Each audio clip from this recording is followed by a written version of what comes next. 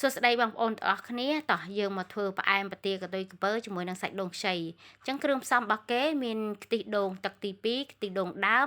ស្លឹកតើយស្ករស1គីឡូមកហើយនឹងសាច់ដូងខ្ចីហើយនឹងប្រទាលកន្ទុយក្រពើប្រទាលកន្ទុយក្រពើគឺយើងចាត់វាចរិតប៉ិនមីដៃមកយើងយកលាងយកអាជែលនោះឲ្យស្អាតខ្លាចវាលមាស់កចំណែកឯសាច់ដូងហ្នឹងយើងកោសវាដុំប៉ិនមីដៃមកយើងលាយស្ករ1គីឡូមែនប៉ុន្តែយើងកុំលាយដល់1គីឡូយើងយកតែ7ខាំអីទៅ ហើយយើងដាំទឹកខ្ទិះដូងទី2ហ្នឹងពុះហើយយើងដាក់ប្រទាលកន្ទុយក្រពើហើយបន្ទាប់មកពុះប្រទាលកន្ទុយក្រពើពុះទៀតយើងដាក់សាច់ដូងខ្ចីហ្នឹងចូលសាច់ដូងខ្ចីចូលយើងបានមកពុះទើបយើងដាក់ស្ករចូលស្ករហ្នឹងយើងដាក់មើលឲ្យភ្លក់ផងផ្អែមតែកុំភ្លេចណាយើងរួចដាក់អំបិលតិចផងឲ្យវាចាប់មាត់ណាឥឡូវរួចរាល់ហើយគឺយើងដាក់ខ្ទិះដូងដើម